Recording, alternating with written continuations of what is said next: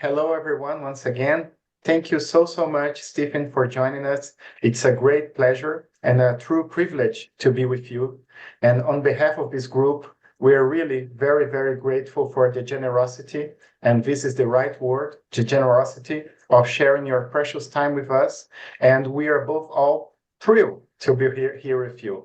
Yeah, we know that you receive many invitations from all over the world, and this only makes us even more grateful, for this opportunity, for the opportunity of having this conversation.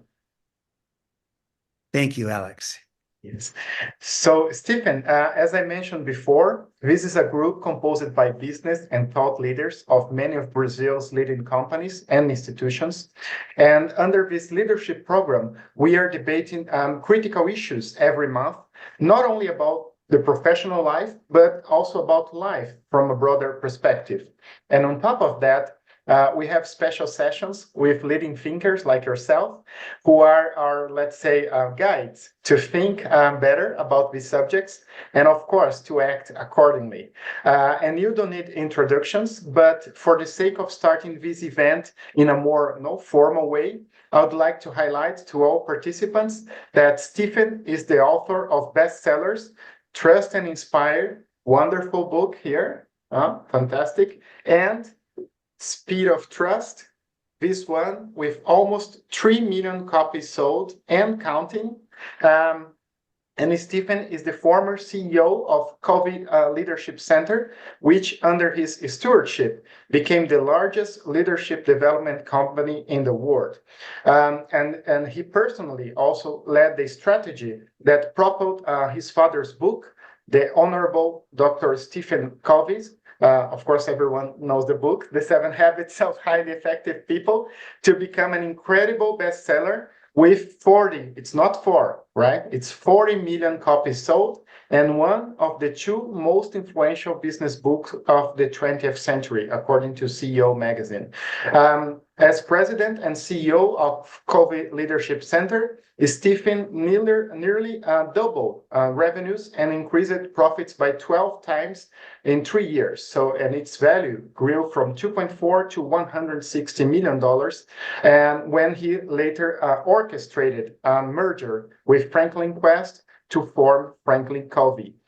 Stephen co-founded Covey Link, which focuses on enabling organizations to increase and leverage trust to achieve superior performance. And after the merger with FranklinCovey, Stephen became its global practice leader. So, Stephen, without further ado, and based on our previous conversation, perhaps we could start off with some of your thoughts about your wonderful and timely book, and then move to some questions from myself and from the other members of our group, whom I also greet and thank very much for being here. Okay? Okay, wonderful. Well, thank you, Alex, for that very kind introduction. And hello, everyone. I'm honored, delighted to be here with you today. I appreciated the mentioning of my son, who plays for the Philadelphia Eagles NFL pro football team, because they're coming to Sao Paulo in September 6th. And since you started down that path, Alex, I am very proud of my son. So are you okay if I show you a little video clip of my son playing? Absolutely. It's your home here. Okay, sure. You're very welcome. So again, he's the little guy, and he's returning punts. They kick the ball and he runs with it. So this was a game on Christmas Day, and we were watching on television. We did not go to this one, and he surprised us. He gave a Christmas present to his mother with this nice punt return. So let's go ahead and show the video. Wow. And they activate Mason Crosby to handle the kicking. FranklinCovey going to have a shot here on a line drive kick. Covey slips free. FranklinCovey into Giants territory. Gets around Gillen. Covey inside the 30. Inside the 20. Inside the 15.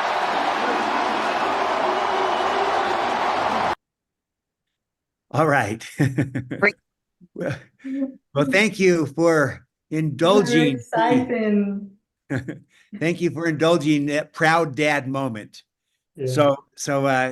I'm excited to actually tell you his story, because it's a trust and inspire story, because he had a coach who believed in him.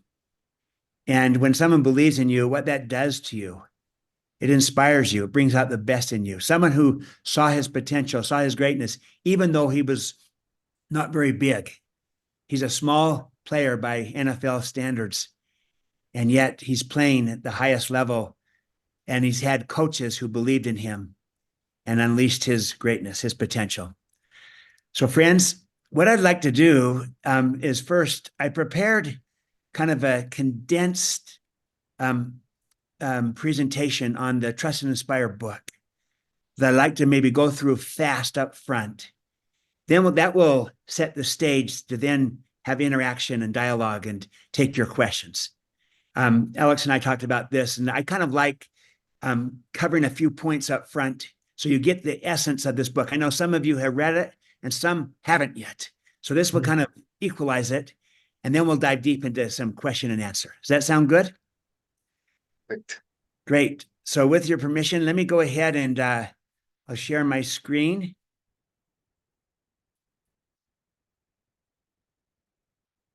Do you see it? Okay. So this is on this new book, and you're studying this, Trust and Inspire, How Truly Great Leaders Unleash Greatness in Others. For those that have read this book, you'll recognize this story, but I've got pictures, and a picture is worth 1,000 words. So this is Death Valley, California. It's considered one of the hottest places on earth. As the world's highest recorded temperature, 134 degrees Fahrenheit, is about 57 degrees Celsius. It not only is hot in Death Valley, it's dry. The average rainfall is 1 inch in a given year. There was a 40-month period in which only half an inch of rain fell. So because it's so hot and so dry, nothing grows here. That's why they call it Death Valley, right? Nothing grows, too hot, too dry. But interestingly, in the winter of 2005, for some unexplained reason, 6 inches of rain fell in just a very brief period. Sure enough, a short time later, here's what Death Valley looked like. Wildflowers popped up and carpeted the entire valley. It turns out it wasn't dead after all. It was just dormant. See, the seeds were there, but without the right conditions, the seeds didn't grow. But when the conditions changed and the rain fell and the water that nourished the seeds grew. But the seeds were there all along. In a sense, people are a lot like this. The potential for greatness, the talent, is inside of people. Oftentimes it's unseen. Oftentimes it's lying dormant. Our job as leaders is to be more like a gardener that is creating conditions for the seeds to grow than it is, say, a mechanic that goes around fixing things and fixing people. We're not mechanics, we're gardeners. As leaders, we are gardeners, creating conditions for the seeds to grow, for the people to grow. And just like the life and the power is in the seed, the life and the power is in the people. And we create the conditions for them to grow. So that's the overarching metaphor I'd like to use. Now, here's the basic premise of the book. The world has changed in profound ways, and yet our style of leadership has not kept pace. Most of us are still leading in the old model of leadership, the traditional, top-down, hierarchical, what I call command and control. What I love about what you're doing here with Virtuous Company in this process, you're actually challenging this and saying, we need to change our leadership style with this new world. We don't want to just continue to perpetuate the old one. So I love what you're doing here. And I'm adding to that. So how has the world changed? Well, in so many different ways. But here's 5 emerging forces of change. First, the nature of the world has changed through technology. The pace of change, the amount of change, the type of change, it's unprecedented. It will only continue. Disruption is everywhere. The nature of work has changed. Work today is far more collaborative, interdependent, team-based than ever before. The nature of the workplace has changed. Suddenly now, people could work from home or do remote work or hybrid work or intentionally flexible work in a way that we weren't doing very much even just a few years ago before the pandemic. The nature of the workforce has changed. We have as many as 5 generations at work with completely different expectations of how they want to be engaged and led, especially the younger generations, Gen Z, and this upcoming generation Alpha, completely different expectations. And finally, the nature of choice has changed. We've gone from what we might call multiple choice to infinite choice, where I can live here and work there. And that's true of people everywhere. So all these forces of change are upon us. And there's 2 imperatives for any organization today that emerge from these forces of change. And here's what they are. I call these the 2 epic imperatives of our time. First is the need to create a high trust culture. Why? So we can attract, retain, engage, and inspire the best people and bring out the best in people. A high trust culture that inspires, so we win the war for talent. Second is the need to collaborate and innovate so that we can stay relevant in this changing, disruptive world. Otherwise, we'll fall behind. Here's a summary way of describing these 2 imperatives. The first is to win in the workplace with our own people, with our own teams, inside our own culture. The second is to win in the marketplace with customers and partners and communities and external stakeholders. Here's the key insight. The sequence matters. The way that we will sustain winning in the marketplace with our customers and partners and stakeholders is because we first win in the workplace with our own people, with our own teams. It's truly inside out. And for too long, we've been focused outside in. We've got to go inside out. And the old way of leading can't do this. The old way of leading no longer works. Command and control will not produce a high trust culture that inspires. You can't command and control your way to collaboration and innovation. It doesn't work that way. Maybe command and control worked in the past, but that was a different world. And now we have a new world. We need a new way to lead in this new world. So I like how my friend Marshall Goldsmith put it. What got us here won't get us there. So maybe command and control worked historically, but it's not going to work in this new world. We need a new way to lead. And rather than command and control, I call it trust and inspire. So what is trust and inspire?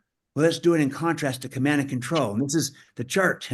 So with command and control, we manage people and things. With trust and inspire, we manage things, but we lead people. Command and control, the focus is on efficiency, but it's very transactional. Trust and inspire, the focus is on effectiveness. It's transformational. Efficiency is good with things. Be efficient with things. Be effective with people. The moment we try to be efficient with people, we lose our effectiveness. Again, manage things, lead people. It's both, but the context matters. Command and control. I'm a machinist. I go around trying to fix things and people. Trust and inspire. I'm a gardener. I'm creating conditions for the people to grow. Command and control. I operate with a fixed mindset towards others, so I try to contain them, or in some cases even control them. Trust and inspire. I have a growth mindset for everyone. So I'm trying to release and unleash the potential, the talent, the greatness that's inside of people. Finally, one last contrast. Command and control, the focus is on motivation. It's external, extrinsic, outside of us. Heavy carrot and stick motivation, heavy rewards. Nothing wrong with that. It's important. Do rewards work? Sure. They motivate people to want to get more rewards. But trust and inspire, it's all about inspiration. It's internal, it's intrinsic, it's inside of people. We're trying to light the fire within. That fire, once lit, can burn for months, if not years, without the need for external stimuli. It's inclusive of motivation. People still want to be paid, but they want also to connect and to care and to grow and to develop and to contribute and make a difference and have significance, to matter. So inspiration will take you to a whole new place. It's a better way to lead.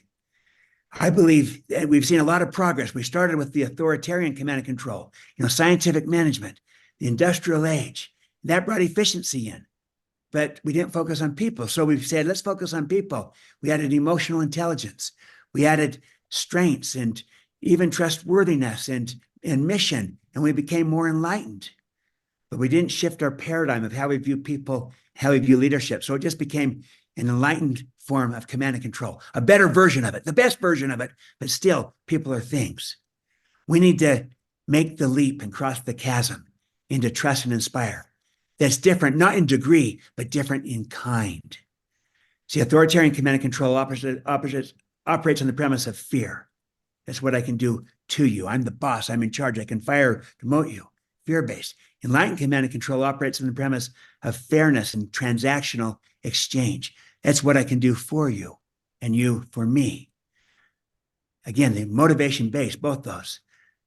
Trust and inspire operates on the premise of partnership, on inspiration. What I can do with you, what we can do together. And you might say, Stephen, is this really new? Haven't we been talking about this for the last decade plus? Well, we have, but we're not doing it. To know and not to do is not to know. Here's what the data shows. About 30% of organizations are still operating in authoritarian command and control.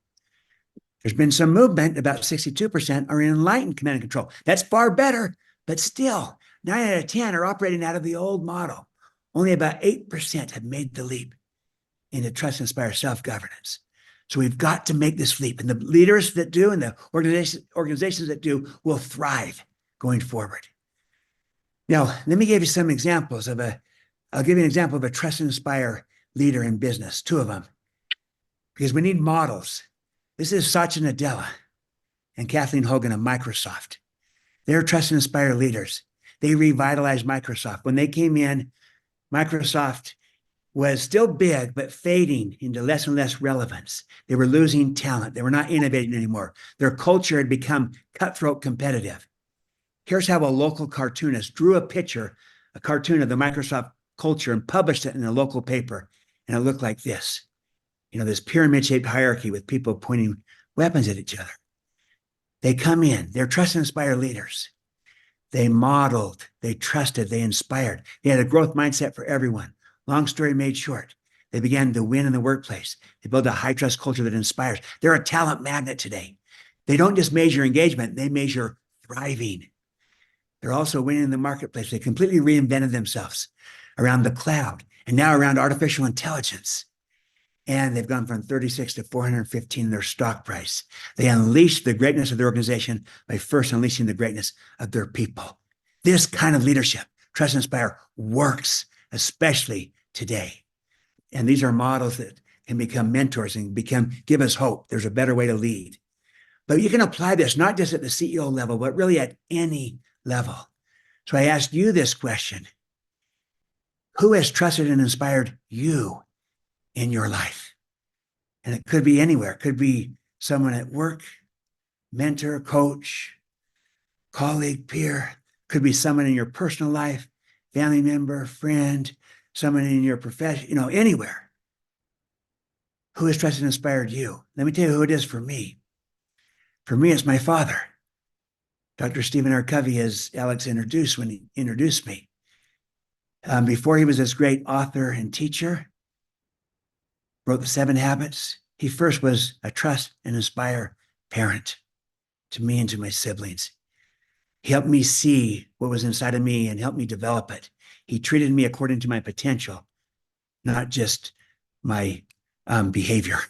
And I tended to live up to that. So I come back. Who has trusted and inspired you? Can you think of a person in your life who believed in you? Maybe they believed in you more than you believed in yourself. Someone who showed confidence in you, maybe more than you had. Someone who took a chance on you, gave you an opportunity. Maybe you didn't feel ready. And they said, no, you are ready. You got this. And I got your back.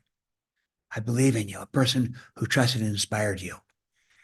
I ask you to reflect upon this because if you can identify such a leader, think back about that person, what that did for you, how you responded to that. Did you need to be managed? Probably not, because you were being led. See, we long for this. This kind of leadership works, and we know it from our own experience. So we've got to become trust and inspire ourselves. So how do we become that? Well, we look for models and mentors, but we also have to make sure we understand what it is and what it is. And what trust and inspire is, it's a way of leading, a style of leadership that gets results in a way that grows people, in a way that inspires trust. How we do what we do matters. Here's what it is not. This is not weak or soft. Some might hear this and say, this sounds soft. No, this is strong. This is not a lack of control. No, you just shift the control from micromanaging to building agreements, and where there's control built into the agreement. It's not a lack of structure. You can still have structure. It's not a lack of vision or direction. You can still be very visionary. It's not a lack of high expectations or accountability, because low expectations inspire no one. See, a trust and inspire leader can be strong without being forceful, and they can be in control without being controlling. It's a better way to lead. But it starts with our paradigm, how we view people, how we view leadership. And we've got to shift that. So here is what I call the 5 fundamental beliefs of a trust and inspire leader. It's how I view people and how I view leadership. A more complete paradigm, which is Greek for paradigma, a mental map or model that's trying to describe, in this case, people and leadership. Here's what they are. First, I believe that people have greatness inside of them. So if I buy that belief, my job as a leader is to unleash their potential, not just try to control them. Second, I believe that people are whole people, meaning body, heart, mind, spirit, and they bring their whole selves to work. So if I buy that belief, then my job as a leader is to inspire, not merely motivate. Because I see the greatness in them and I'm trying to inspire them, which will take me so much beyond motivation alone. That's how I view people, whole people with greatness inside of them. Now, how do I view leadership? I believe that there is enough for everyone. That's an abundance mentality. So if I buy that belief, my job as a leader is to elevate caring above competing. Yes, let's compete in the marketplace, but let us care and collaborate in the workplace. I believe that leadership is stewardship. It's about responsibility, not rights, influence, not position. So if I buy that belief, my job as a leader is to put service above self-interest. And in the process, self-interest is naturally served. And finally, I believe that enduring influence is created from the inside out as opposed to outside in. So if I buy that belief, my job as a leader is to go first. Someone needs to go first. Leaders go first. Look at these beliefs collectively. This constitutes a more complete, a more accurate paradigm of people and of leadership. It's a trust and inspire one. It's more expansive than a more narrow, limited command and control one, where you might say, there's a few people with greatness. They're called high potentials, but everyone else you can just ignore. You're not seeing the greatness in everyone. So look at those 5 fundamental beliefs, and here's what I invite you, friends. Would you pick one of these to work on as we walk out of our session today, or as you go through the book? Pick one. That doesn't mean you ignore the other 4. But I've learned, don't try to overwhelm yourself trying to do everything. Pick one of these you'd like to get better at.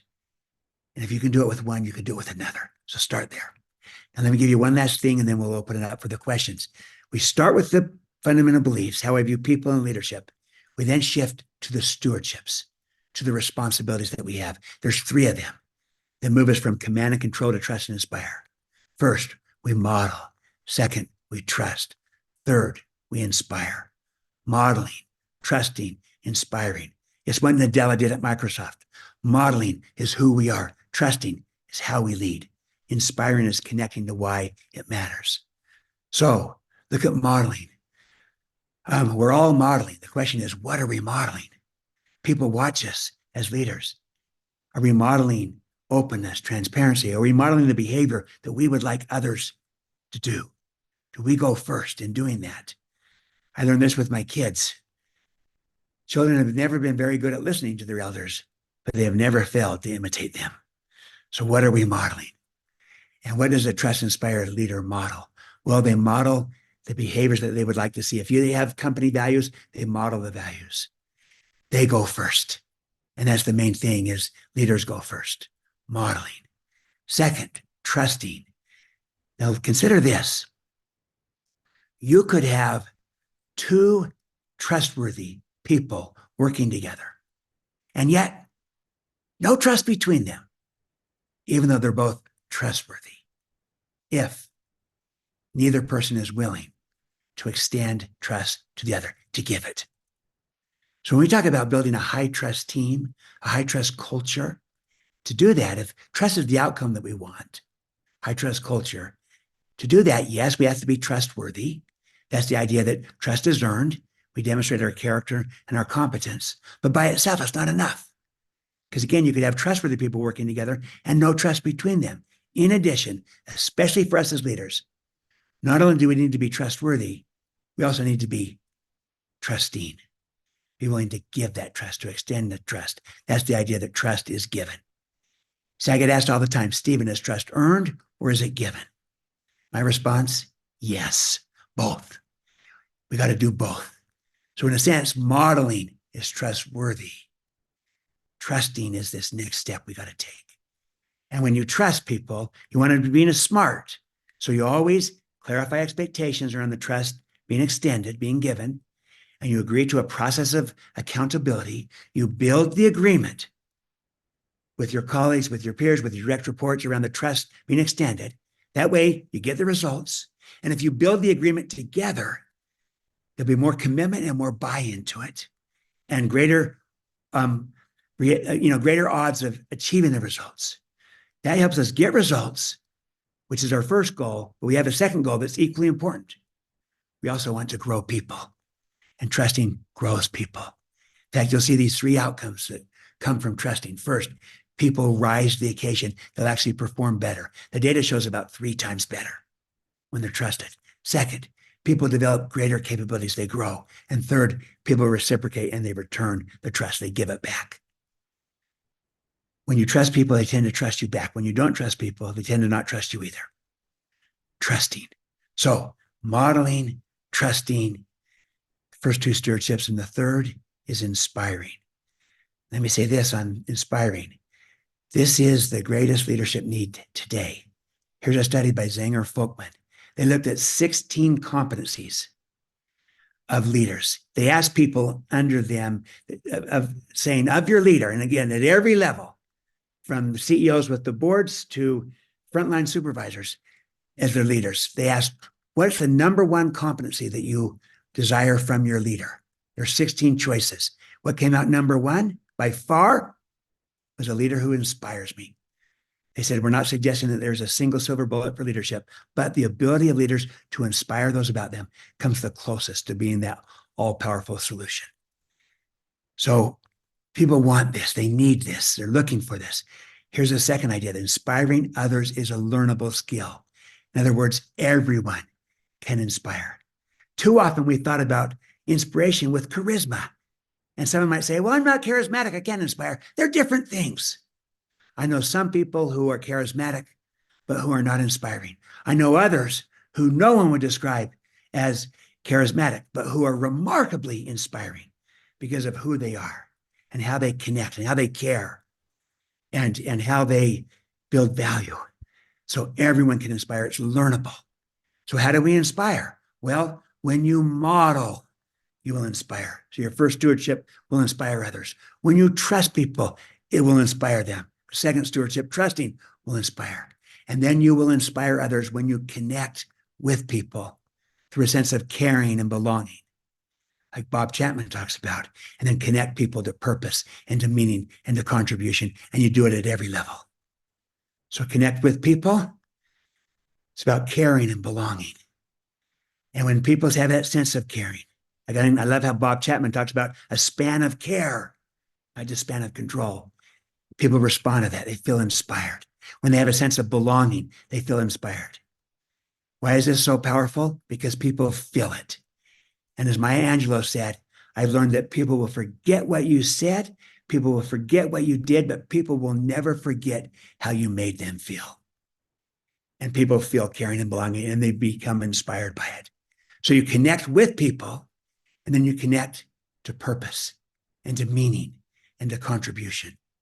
When you tap into that, that will inspire others. Here's an illustration. I worked with Pepperdine University, the Graziato School of Business. Here was their purpose. Their purpose was a good one. It was to produce leaders who are best in the world. Nothing wrong with that. That's good. But they changed one word and inspired everyone. They said, no, our purpose is not to produce leaders who are best in the world. Our purpose is to produce leaders who are best for the world. Best for the world leaders. Suddenly, everyone was inspired, from the professors to the staff members to the janitor. We can inspire by connecting people to purpose. People want it. Friends, 3 stewardships. We model, we trust, we inspire. Just like I asked you to pick one of the fundamental beliefs, would you pick one of the stewardships to work on as we walk out of today? That doesn't mean you ignore the other 2. Again, but just kind of hard to try to do everything at once. Start small. Pick one of these. Maybe you pick modeling, saying you can never model enough. Maybe pick trusting, saying I still have a hard time letting go. I need to learn to build the agreement. Maybe pick inspiring, saying I never thought of that being a learnable skill, and that I can learn to inspire. So you pick one.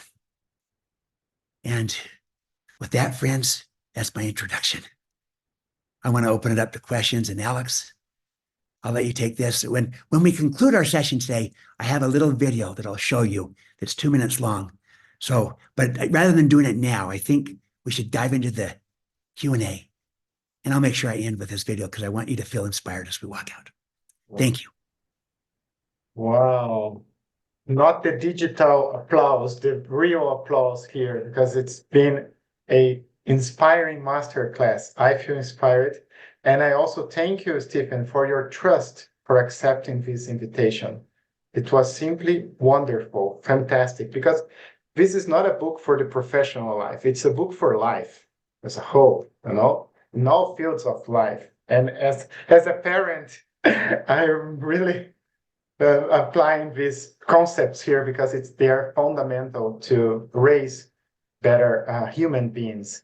And so in all fields of life. So thank you so much, so much. And it's difficult to ask something after such a wonderful presentation. And let me also say hello for you to prepare yourself for the Q&A. Let us take a picture of us, please. To register. Yeah. Fantastic, huh?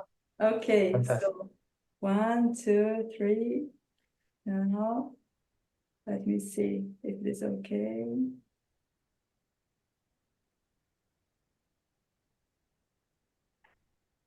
Perfect. Is it okay? Yeah. Perfect. Hey, Alex, can I make this comment on what you just said?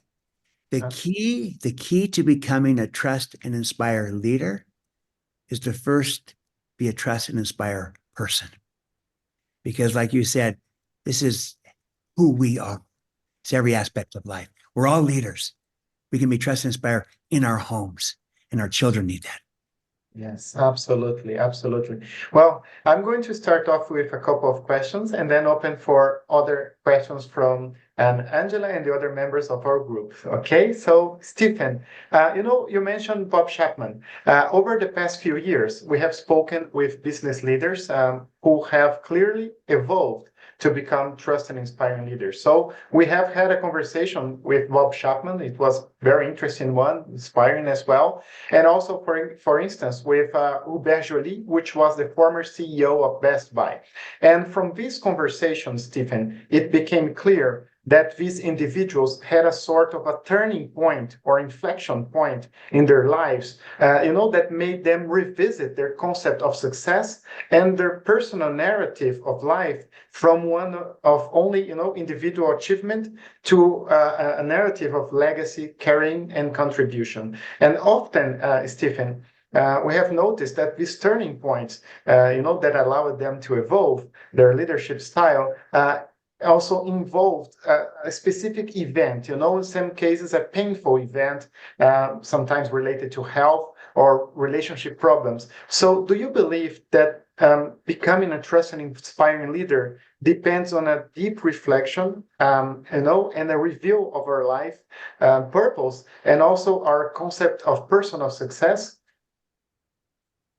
That's a great question. I believe that personal reflection is vital, because I think when people reflect personally, they would say, as they think about it, those 5 fundamental beliefs, I'll bet most people would say, you know what? I believe that. And I would like that. I want to see the greatness in people, but I'm so under pressure, constraints at my job, I sometimes look right past it. But I think most people have that intent. And sometimes we have to slow down and go inside, deeply inside, and reflect. Who am I? What am I about? What matters to me? Who matters to me? What are the principles I believe in and want to live by? And what is the behavior I want to model? And sometimes there needs to be some type of event. Sometimes there might be just less an event and more of a process of deep self-reflection and discovery. But it definitely does require us to go inside. As my friend Doug Conant, he's the former CEO of the Campbell Soup Company, that makes soup. And he took him from worst to first in so many different measures. And he said this, that the only way out is in. So we've got to look inside and go deep. And that can be really helpful. And my guess is most people, if they were to reflect, they would like to be a trust and inspire leader with those that they lead. So I think reflecting upon that is good. Having that experience, sometimes it is, though, an event that helps us get there. Ralph Steyer was the CEO of Johnsonville Sausage, a sausage company. He was very command and control, but he was benevolent. So it was a benevolent, a kind, command and control, a generous command and control even.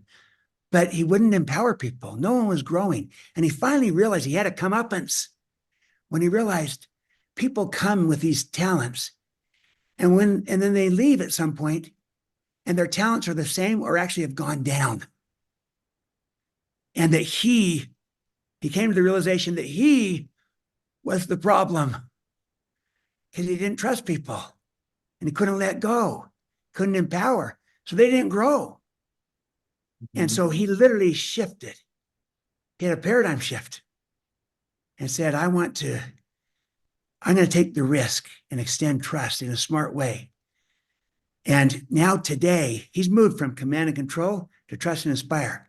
Now today, he says this, at most companies, the people exist to grow their company. At Johnsonville, our company exists to grow our people. He's made growth his highest value, the growth of his people. So that was an event. It was a shift, a comeuppance for him. But it doesn't have to be triggered by that. It could come about through deep self-reflection. Fantastic, Stephen. And let me just say hello also to David, which helped you writing this book, and it's here with us. So, David, thank you very much for being so warm in our exchange, our conversations. So, thank you very much as well. And so, let me make use of my last moments of fame here, Stephen, with you. So, but I'd like to ask about the main barriers to become a trust and inspire leaders, because fortunately, there is a growing awareness that the leadership qualities you advocate for in your wonderful book are becoming mainstreams. Not that fast, but it's becoming, in the sense that we truly need to significantly transform, this leadership style that is prevalent in most organizations. When I present, new views for leadership at events in many places with ideas like yours, I feel that the vast majority of business leaders, they truly feel inspired and really would like to become a trust and inspire leader. But, and this is my question, I think that, as you point out in your book, the style it's a barrier for the intent.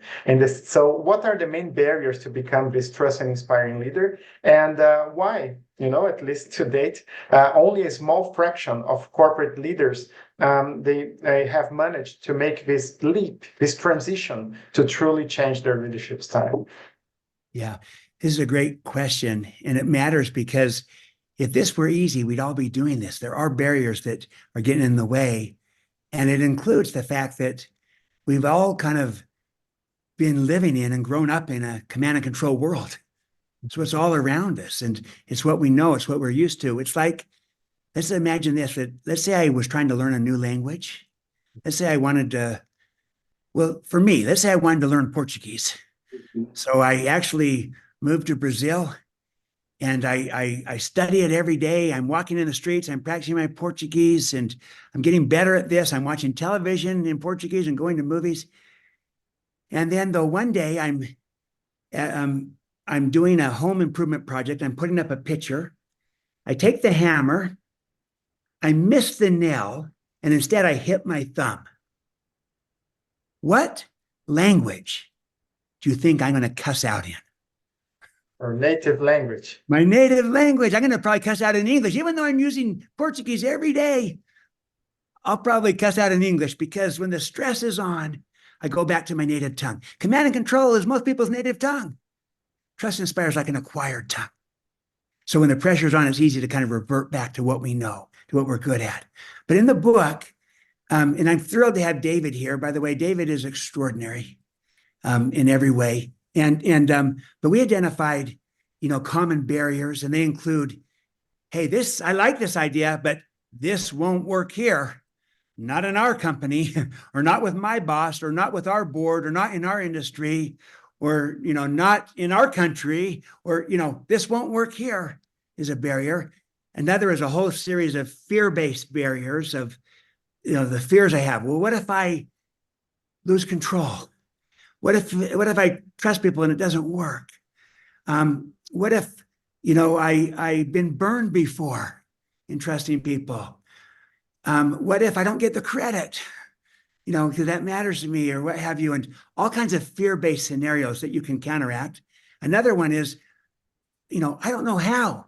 I don't know how to do this. I don't know how to let go to build that agreement. Another one might be, no one would say this, but some people say, I'm the smartest in the room. And so, I can go through the motions, but at the end of the day, I know better. You know what? Others feel that. And it's a huge deflator on the whole culture. And then finally, someone might say, well, what? This is who I am. This is what's made me get my position. And I'm saying, good, but what got you here won't get you there. And just like Ralph Steyer re-scripted himself and went from command and control to trust and inspire, we can too. So those are some of the barriers. But you know what? Maybe the overarching barrier to becoming a trust and inspire leader is that we think we already are one. We think, hey, I'm there. I'm trust and inspire. Surely I am. And this is for everybody else that needs to hear this. I think we're all on the journey of becoming trust and inspire. That's why I had you pick one of the fundamental beliefs to work on. Pick one of the stewardships to work on, because we're on the journey together. I'm on the journey myself. So sometimes that barrier can get in the way. So there's a whole host of reasons, including the fact that we're operating still in a command and control world in spite of all of our progress. And old paradigms die hard. It's like bloodletting. Bloodletting was around for 3,000 years. It was disproven scientifically, and yet continued for another 250 years after it was disproven. And command and control was like modern day bloodletting. This still continues, even though we all know it doesn't work very well anymore. So those are some of the barriers. A whole 1/3 of the book is focused on the barriers and helping you overcome the barriers. I hope you'll like that part. Yeah, absolutely. I thought it one of the most interesting ones. All of them are, but it's different because most books, they only present the ideal, the kind of the model, but without talking about the difficulties to get there. And you go deep on that. So it's fantastic, Stephen. Thank you. And now we have many people here to ask questions. For you, you see all of them women, and this is something interesting because this is a program, Stephen, to have a kind of a vanguard thinking in leadership, and most women enroll on this program. So I think we have something here, no, the gender issue, because this is more challenging perhaps for men than for women, everything about trust and inspire. But I'm not going to speak more. So Angela, please. This is my question. Don't steal my question. So please, Stephen, I have two questions. The first one is that especially this difference and the caring, the cooperative, the connectiveness, the desire to serve. These are characteristics that, among others, if we look to the descriptive stereotypes of male and female, we look at the male descriptive stereotype that is a agentic behavior, and generally speaking, of course. And the female stereotype, descriptive stereotype, is a communal behavior. So these characteristics that you mentioned in Trust and Inspire model align more easily with the feminine, right? But with the so what do you think? Do you think that male leaders are lacking vulnerability and femininity? Because both of us, we have the masculine side and the feminine side inside ourselves. Or do the companies really lacking is women? Because, for instance, in Brazil, for example, we only have 8% of white women on boards of directors of listed companies. And this is a stagnated number. We don't have this number getting better. So what do you think about this? Yeah, Angela, that's a really good question. And like you said, you're referring to the stereotype, the generic, as opposed to any one person, because there are extraordinary trust and inspire leaders who are women, and there are many also who are men, like Satya Nadella and others. But you're referring more to the stereotype of often the scripting that we've had in our lives and the cultures that we kind of grow up with sometimes, where there tends to be some that are stronger, and that can be true, and even more scripted in different parts of the world, different parts of society, that can happen. And oftentimes it's seen as, this is seen by some as a softer form of leadership, therefore more feminine, and there could be scripts for a more masculine leadership of this strong-based person. But that's why I tried to say, you know what? That's a false dichotomy. I do acknowledge that there's conditioning and there's scripts that we maybe have grown up with or around that do influence us in the way you described, Angela, where, for men have been scripted more, the machismo type of thing, growing up with, and this is what leaders do, and they just take charge. And women have been more scripted with, you have gifts to empathize and understand and listen and connect and the like. So that is true, that there's some truth to that scripting, but I believe it's in all of us, all dimensions. In fact, I didn't go through it in my little presentation, but in the modeling piece, I particularly highlight 3 combinations of behavioral virtues that are important to model, not just independently, but in combination. And one, you might say, is the more softer one, and the other's a little bit the harder one. So, for example, humility and courage. Both are vital. Humility would be seen as softer, courage as harder. Some might ascribe humility as feminine, courage as masculine. I think both. Both are in each of us. We have it inside of us. So apart from the scripting or the stereotypes, it's in us. And we want to be high in both. Trust and Inspire leaders are high in humility and high in courage. Because if someone is high in courage and low in humility, they're just going to run over people. If someone is low in humility, high in humility and low in courage, others could run over them. We need to be high in both. Trust Inspire leaders are both. And so we, rather than being governed by our past scripting or by stereotypes or conditioning, I acknowledge that's all real. We are not a program. We are programmers. So let's write a new program. Let's script. And I do think it may be more difficult for some because of their past scripting, but I think you can do it and get good at this and rescript. Empathy and performance is another behavioral combination. Empathy is seen as softer, performance is harder. They're both vital. If you have performance without empathy, that's hollow. If you have empathy but not performance, that's not sustainable. We need both. And when we have empathy and understanding for another, we can help them perform better because we can move from managing to coaching. We can help them. And when we understand another, they're more influenced by us. So our influence goes up, our performance goes up. And finally, authenticity and vulnerability. Being authentic, this is who I am, is a little bit stronger. Vulnerability sounds softer. They're both vital. Authentic means real. Vulnerable means I let people see into that I'm real. I agree that for men, this is often a real challenge of being vulnerable.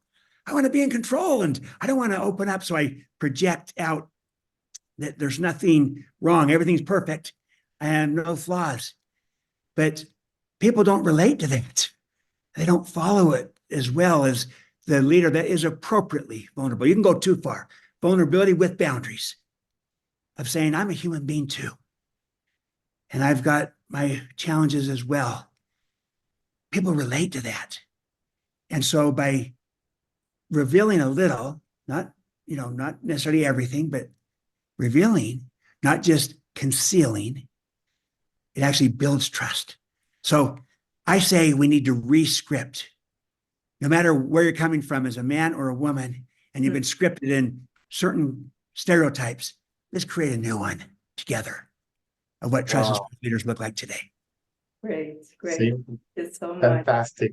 And my next question, my second question is that I would like to hear from you regarding this vulnerability, authenticity, belonging, and inclusion.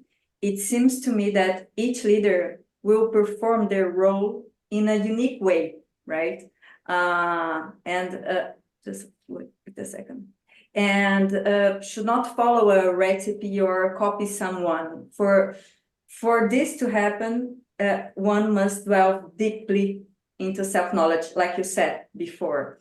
And for leaders who are generally from homogeneous groups and are not exposed to the realities of minority groups, for instance, women or people with disabilities or Black people and so on, how can we provide them with this immersion in other realities so they can be better leaders?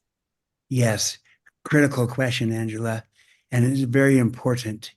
So consider this. Here's the first thing, is the awareness, to become self-aware that we are not completely objective. That we have to take steps to compensate that. We have to understand others' experiences, others' perceptions. The height of subjectivity is to think that you're objective. The height of objectivity is to know that you're subjective naturally and to take steps to compensate for it. So we have to take those steps to say, look, I want to be inclusive intentionally. And so self-awareness is where you start. And then the second key thing to start is to say, this matters.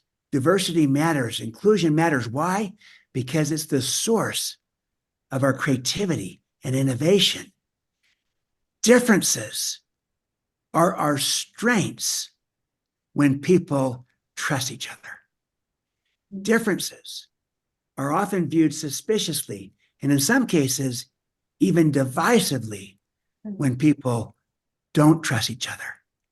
So if you recognize that the greatest innovation, the greatest synergy flows, this is Robert Porter Lynch, he's an innovation specialist. He says, innovation flourishes when there's a collision of differences in an environment of trust. And the greater the contrast in those differences, the greater the potential in the innovation. So how we're going to stay relevant in a shifting, changing, disruptive world? We're going to innovate and collaborate. And we recognize this is where our advantage is taking our differences and having that become our greatest strength. Synergy, 1 + 1 equaling 3 or 10 or 100. Because there's value in differences. We learn to value the differences, to recognize that's where innovation lies. And so I'm going to value the difference. And then finally, I'd say, and then go first by extending trust. You know, don't just trust your tribe, those who are like you. Lead out in extending trust to those who aren't. Start there so that you open them up. And you will create a great culture of diversity and inclusion that will make people happier, but also will be more creative and innovative. It's a better way to lead, and it's where society needs to go. Wow. Thank you so much. Wonderful. Thank you so much. Wonderful. Kika, please go ahead. Let's make use of this precious time. Absolutely. Thank you so much, Stefan. Well, we have something in common to start. My younger son is absolutely a passionate fan of NFL. Okay. So I took note of your son's name, Britain, coming to Brazil. So let's move into talk more about the barriers we have been talking. So far, in every perspective that we have been devoting time to is related to the leadership side, to the changes that we all as leaders need to embrace to accelerate and expedite these changes, especially in culture. But let me provoke a reflection about the other side of the coin, the workforce, Yes. the led people.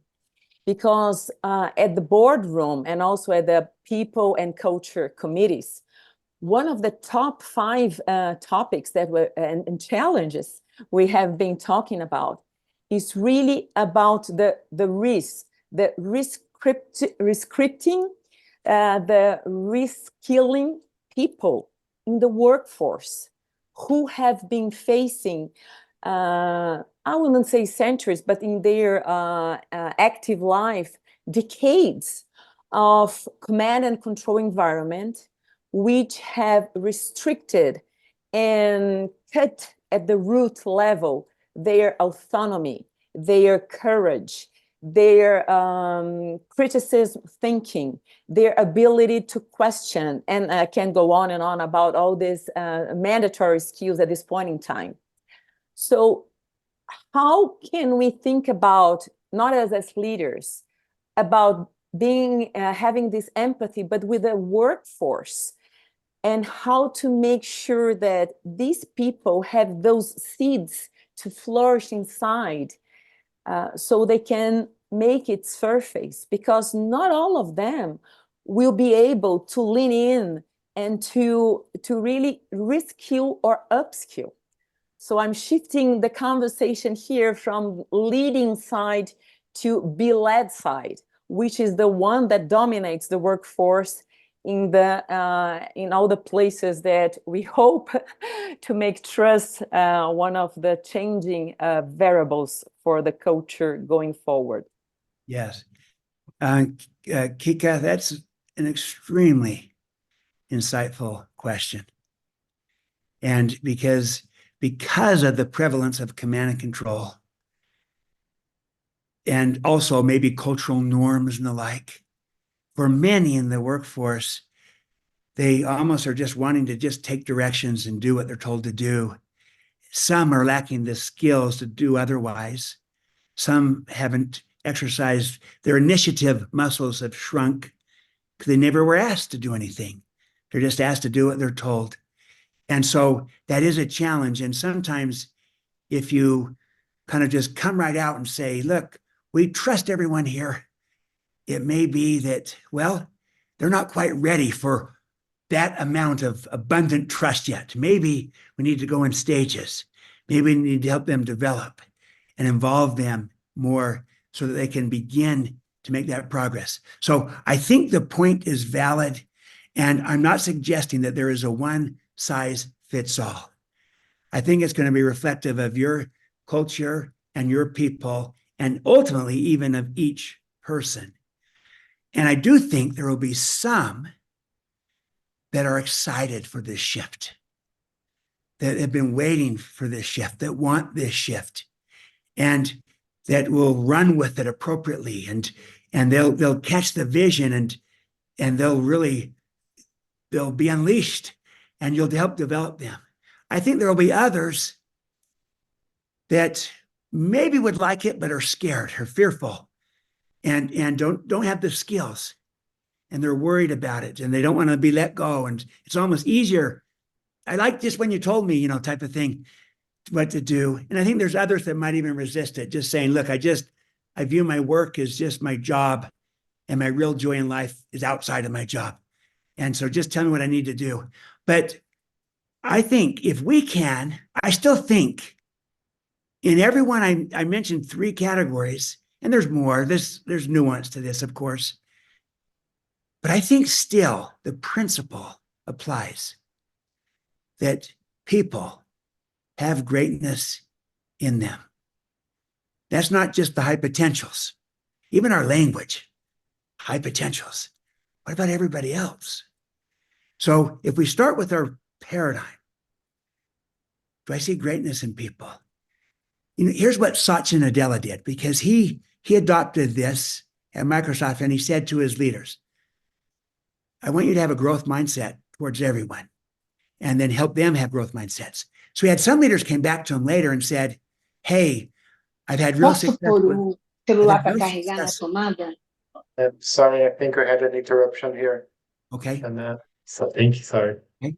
So some came back to Satya and said, I've had success with some, but with others I haven't because they don't have a growth mindset.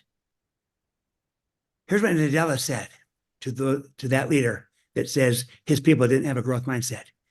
He said, and I want you to help them discover it. He didn't accept that they didn't have it. He said, help them discover it. And so it starts with believing and that there is greatness in people. You see the greatness. You then communicate the greatness to another so that they can come to see it in themselves. That's great leadership, is seeing and communicating people's worth and potential so clearly that they come to see it in themselves. That's how my father described leadership. So see the potential, communicate the potential, develop the potential is the next step. You find ways of mentoring, of coaching, of training, and then you unleash it. You give them chances and opportunities. And I'd start small, especially if they're not ready yet. And maybe just involving them in a process of building an agreement together, instead of maybe in the past it was you just tell them what to do. Now you come and say, let's talk about what we're trying to do here, how we can better do this together. You listen to them. They might wonder, what are you doing? They might not be ready for it. They might not even want it. But if you believe in them, maybe you'll help them come to believe in themselves. If you communicate to them their talent, maybe they'll start to believe that they have it in them. If you find opportunities to develop it appropriately and then unleash it, giving them that chance, maybe we'll begin to move the needle on many of these. And so we've got to be smart about this. And I'm not just advocating you go out and say, everyone, we trust you. It's a free-for-all. That's not going to work. You got to have clear expectations. You have to have an agreed upon process for accountability around the trust being given. We got to have smart trust, not a blind trust. And so the context matters, but I believe that we can make a lot of progress. And in some situations, maybe people don't progress, but you're giving them the opportunity to do it. You're trying to lead out. You'll be amazed at how many will respond to it and begin to create opportunities and a healthy environment so they can flourish. Perfect, Stephen. Thank you. Claudia, please. It's muted, Claudia. It's still muted. Okay. Hi, Stephen. My question goes back to your case, to your example case of Microsoft and Satya, knowing that he's not American. What I'd like to learn more from you, and I'm assuming that you probably work close with him and his VP of People's VP, is I heard from your answer to Kika that he instigated this growth mindset on his people.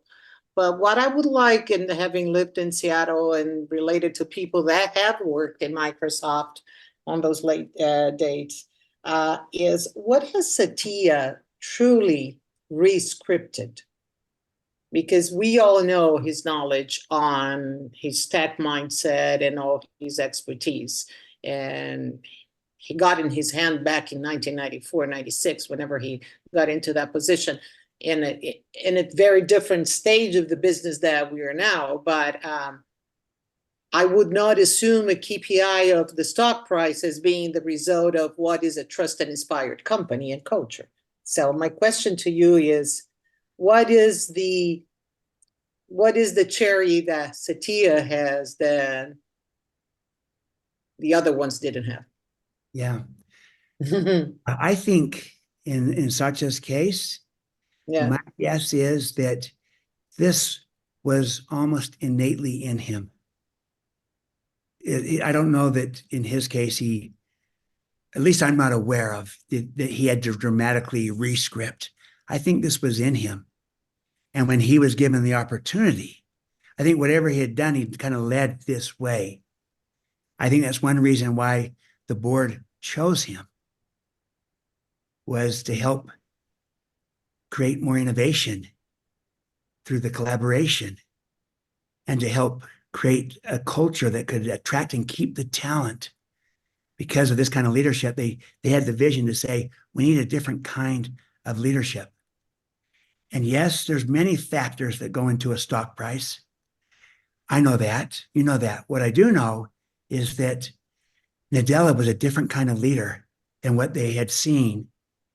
And when I talked with Kathleen in particular about this, she said, this is, this modeling, trusting, inspiring is how we've unleashed the greatness. Now, look, it was innovation. Someone will say, that's innovation. Yes, but how do we innovate? We've got to collaborate and innovate. It's hard to innovate without trust. The data shows this. In a high trust culture, people are 32 times more likely to take a responsible risk and 11 times more likely to innovate. In a low trust culture, they won't take that risk because it's too threatening, maybe career limiting or ending. So they won't take the risk. They won't innovate. 11 times more likely. And also attracting, retaining, keeping talent, inspiring talent, bringing the best out in people. Leadership style makes a difference. So there are many factors. I completely agree. And Satya's leadership has unleashed it. And it's not just him, it's many. They've built a culture on this now. They're not perfect either. Like anyone, they've got their challenges. They've had theirs too. But there's just models of this that are people that are doing this and doing this well. This is one of them. And there's many others. And, you've had Bob Chapman's done a similar thing. Hubert Jolly, Best Buy, did a similar thing. Think of Zobrist at Favi. You're going to study Favi, aren't you? Yeah, I saw we have the books here. One of your tracks, Reinventing Organizations, Frederick Lelot. And they picks Favi, a French manufacturing company in the automobile industry. And command and control is the norm. It's manufacturing. And France is not necessarily a naturally high trust society like perhaps other places. So in manufacturing in France, where command and control is the norm, and he comes in, Zobrist, I forget his first name, and he leads out. Jean-François. Jean-Francois Zobrist, and he leads out with extending trust. People were shocked. At first, they didn't know what to do with it. He took away the time clocks. He took away the controls. And he said, control limits people. Trust inspires them, and they perform better. It wasn't a blind trust. It was smart trust because they still had expectations and accountability. But he unleashed the organization, and they've been one of the most successful manufacturing suppliers of automobile industry in all of Europe. So even in tough situations, this kind of leadership is a better way to lead. And it's only going to become more and more so as we move forward. Wow, fantastic. Yes, this book about Covey, it's a 2-volume book, and the title is very interesting because it's the company that believe in the good nature of human beings. In English, it would be like that. Entreprise qui croit que l'homme est bon. And also there is nowadays in Michelin in France a big experiment when we talk it with people with people from Michelin, because they also are revisiting their concept of leadership. So we truly believe that this really works, and it's good for everyone. So it's more healthy also. So, but I'm not going to speak anymore because, as far as I understood, Stephen, you have 4 or 5 minutes more. Yes. Something. Okay. So perhaps Renata and please go ahead with your question. Let's see what we manage from Okay, this. sure. I'll give a quick Hi, answer. Stephen. I always give long answers. I promise. Yeah, so Short. I'll have a quick question then. Stephen, you gave examples of CEOs that go by trust and inspire. And when we have these examples at a company to role model, it's easier, let's say. But and when it's the case that we have more people on top level management that are more command and control, how to support the other leaders that are progressing to the trust and inspire, and at the same time we have a culture of command and control at the company? Yeah, another wonderful question, because it's so real. How do we migrate this, and how do we do this? Well, we do need models. If we don't have any models, then I'd say you become the model.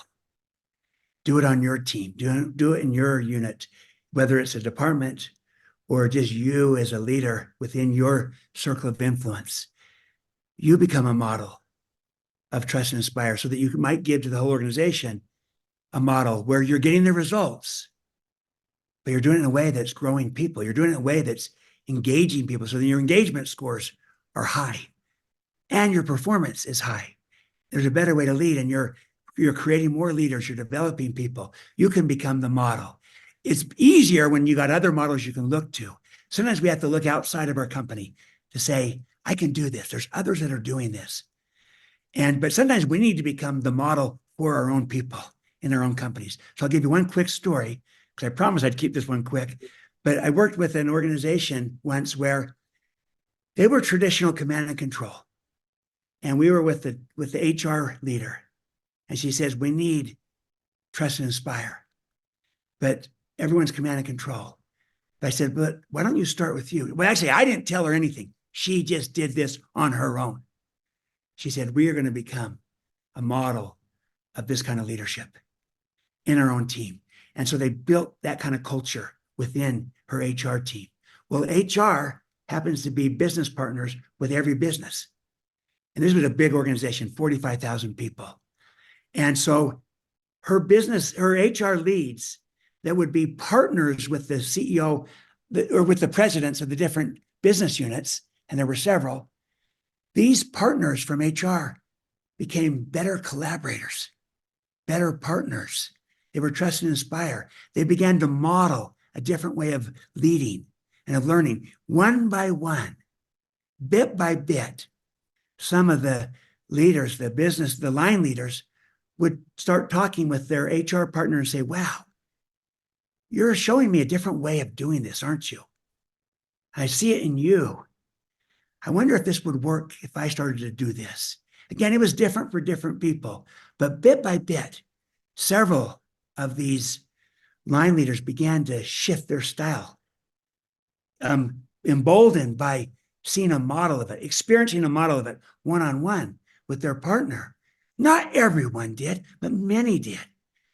Finally, these senior leaders, these division presidents, began to do this with the CEO of the company. Again, not everyone, but several of them. They began to say, this is a better way to lead. They began to shift their style. The CEO started to notice and said, this is different, it's changing. You know, again, not everyone, but many did. Ultimately, this went to the CEO and he said, you know what, you are right. This is how we'll stay relevant.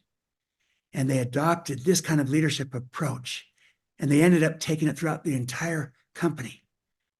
And they had their record-breaking results coming out of this. And then they called it, he reported to his board, it's the single greatest impact, this leadership style on our whole approach to what we're doing. And some people say, well, that would be great if we had a CEO that could buy into this. You know, we don't. And I said, but it didn't start with the CEO. It started with Janita in her circle of influence within her HR organization. And through her, she made it up and down within her team. They went out within her partners and they went up ultimately, and then it went down. So rather than saying we need the CEO, be the Janita, start with you, be the model who can become the mentor. We need that.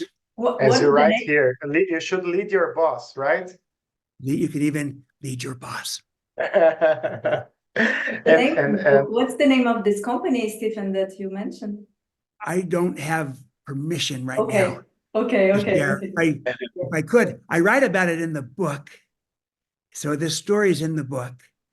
And I have to honor confidentiality. When I can share something, I do, as you'll see in the book, you know, Microsoft and Zoom and many, many others, Wegmans Food Markets, many organizations. But when I don't have approval, I don't. Yes. And Stephen, so yeah, because Thomas, because we have unfortunately run out of time, I would like to apologize with you, Thomas, and because of your, we don't have time for further questions. And Stephen, perhaps if you could please go for your concluding remarks, because you asked some time for it right with the video. And thank you once so much. You are welcome. Thank you. Thanks to all of you. Brilliant questions, insightful questions, powerful ones. And we're on the journey. We're trying to figure this out. Help me. Let's do this together. Let's do this with each other, figuring out a better way to lead in our world today and be a model that can become a mentor. So I want to end with an example of a Trust Inspire person, leader, team, culture, what they were able to do together. And by the way, before I just show you this little video, again, I want to thank David for being part of this. And he's written some comments I see. David's remarkable. And also my colleague, Paulo Coretti, I don't know if he was able to join or not. That's my colleague, my partner in Brazil, who's terrific. But this is story of now Eric Weinmeier. Here's how he describes himself. He says, I'm the blind guy who climbed Everest. This is an extraordinary example of a Trust Inspire person putting together a Trust Inspire team, Trust Inspire leadership all around. Look at what they were able to achieve together. This is considered by many the greatest ascent in history. It's 2 minutes long, and then I got a little quote that I'll read about this, and then we'll conclude, because I know we're out of time. Let's go ahead and run the video.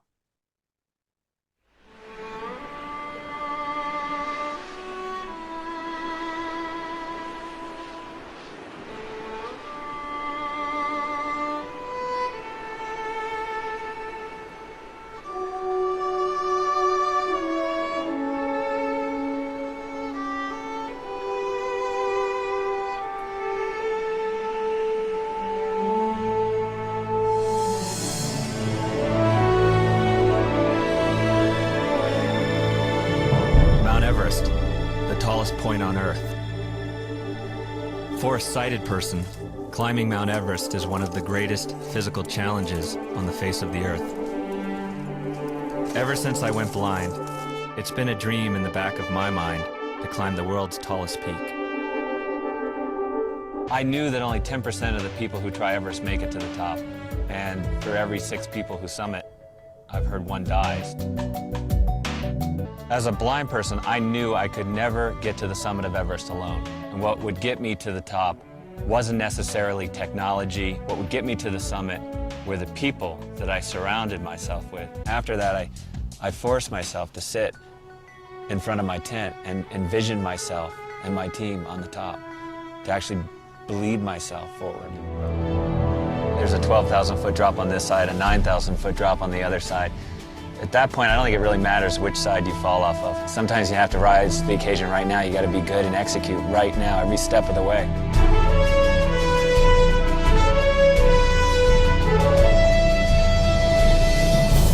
Around the top. Back of the room. I can't believe it. Good job. You did it, man. We're on top of the world. We are on top of the world. I don't think I'm very different from anyone else. I think everyone has a yearning for greatness inside them. That ability to reach out into uncertainty, in a sense, I guess, to climb blind.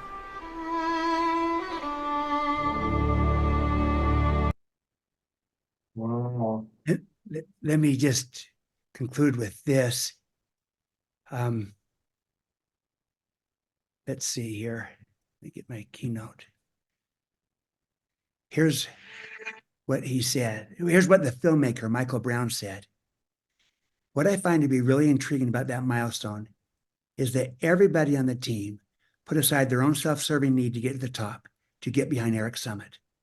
Most of the time on Everest is every man or woman for himself saying, I want to be on top. They're more just concerned about, well, am I going to reach my goals? Our team had a loftier purpose to get behind Eric and make sure he was able to safely get to the top and back down. As a result of that, everybody on the team was able to get to the top. It's considered the greatest ascent in history. The greatest ascent in history, putting service above self-interest. And in the process, self-interest was served. My friends, in Brazil, we need this kind of leadership in our world today. We need it in Brazil. We need it in the United States. We need it throughout the world. We need this in organizations. We need this on our teams. But we also need it in our homes and in our communities. I am looking at the Trust Inspire leaders that can help to bring about this shift, that can be the models who can become mentors. So I invite you to join me and David and Alex and Angela and everyone on this session together to help bring about a renaissance of both trust and inspiration, which the world desperately needs. I thank you so much. What an honor to be with you, my friends. Obrigado. Thank you. Thank you so much, Stephen. So much, It's an honor Stephen. to have you here. Yes, I don't know what to say, but on behalf of this group, I just would like to deeply thank you once again for your trust, your generosity in taking your time to be with us. I'm not going to say this was a once-in-a-lifetime opportunity, because we have the hope to listening and learning from you once again in the future. I heard that there will be a Portuguese version of the book as well. Yes. It was such a memorable occasion for everyone here, for sure. We are all together. And well, please let us know if you decide to come to Brazil. We can organize something. So thank you so much, Stephen. Thank you so much, Stephen. Thank you, David. Thank you, David. Your contribution is marvelous. Thank you so much. Beautiful. Thank you, everyone. Thank you. Obrigado. Bye-bye. Bye-bye. Thank Bye. you.